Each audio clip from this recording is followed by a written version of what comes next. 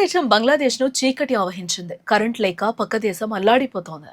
పరిశ్రమలు మూతబడ్డాయి, ఆసుపత్రుల్లో హాహాకారాలు వినిపిస్తున్నాయి. దేశాన్ని అంధకారం నుంచి రక్షించాలంటూ అక్కడ జనం రోడ్లపైకి వస్తున్నారు.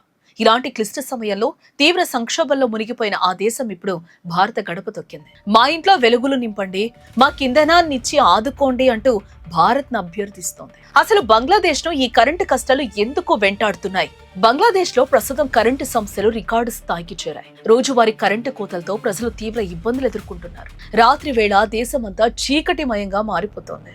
ఆ దేశానికి ఇంత పెద్ద సమస్య రావడానికి ప్రధాన కారణం తీవ్రమైన ఇంధన కొరతే. బంగ్లాదేశ్ లో విద్యుత్ ఉత్పత్తికి లిక్విఫైడ్ నేచురల్ గ్యాస్ LNG అత్యంత కీలకం. అమెరికాకు చెందిన ఎక్సలరేటర్ ఎనర్జీ LNG టెర్మినల్ లో జరిగిన ప్రమాదం వల్ల గ్యాస్ సరఫరా ఒక్కసారిగా సగానికి పడిపోయింది. దీనికి తోడు అంతర్జాతీయంగా మిడిల్ ఈస్ట్ సంక్షోభం వల్ల ఇంధన ధరలు ఆకాశాన్ని తాకాయి. దేశంలో మండుతున్న ఎండల వల్ల కరెంటు డిమాండ్ ఏమో 18,000 మెగావాట్లకు చేరితే ఉత్పత్తి మాత్రం 13,000 మెగావాట్ల దగ్గర ఆగిపోయింది. ఇదే ఆ దేశాన్ని పూర్తిగా చీకట్లోకి నెట్టేస్తుంది. ఇక్కడ పరిస్థితి ఎంత దారుణంగా ఉందంటే బంగ్లాదేశ్ ప్రభుత్వం దేశవ్యాప్తంగా కఠినమైన విద్యుత్ పొదుపు చర్యలు ప్రకటించింది. షాపింగ్ మాళ్లు, దుకాణాలు, మార్కెట్లను రాత్రి 8 గంటలకే మూసివేయాలని ఆదేశాలు జారీ చేసింది.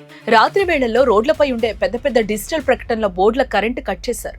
నగరాల రోజుకు 3 గంటలు, గ్రామాల్లో ఏకంగా 10 గంటల పాటు పవర్ కట్ విధిస్తున్నారు. కరెంట్ లేక పరిశ్రమలు కుదేలవుతున్నాయి.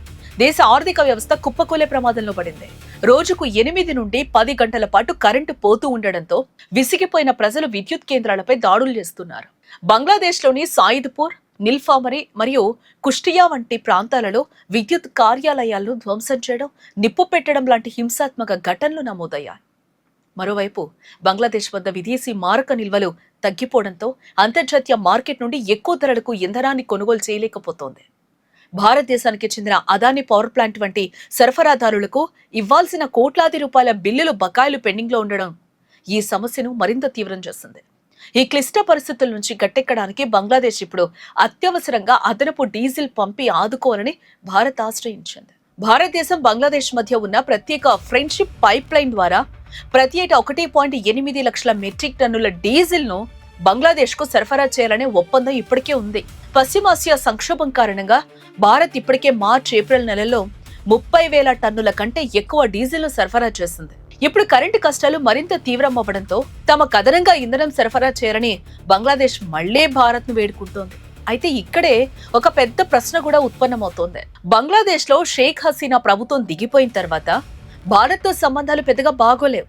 ఒకవైపు హసీనాను తమకు అప్పగించాలని బంగ్లాదేశ్ డిమాండ్ చేస్తోంది. మరోవైపు వ్యాపారాలు, ఒప్పందాల కోసం చైనాతో చెట్టాపట్టాలు వేసుకొని తిరుగుతోంది. సాధారణ సమయంలో చైనాతో స్నేహం చేస్తూ కష్టాలు రాగానే సాయం కోసం భారత్ దగ్గరకు రావడం ఇప్పుడు పెద్ద చర్చనీయాంశం అయిపోయింది.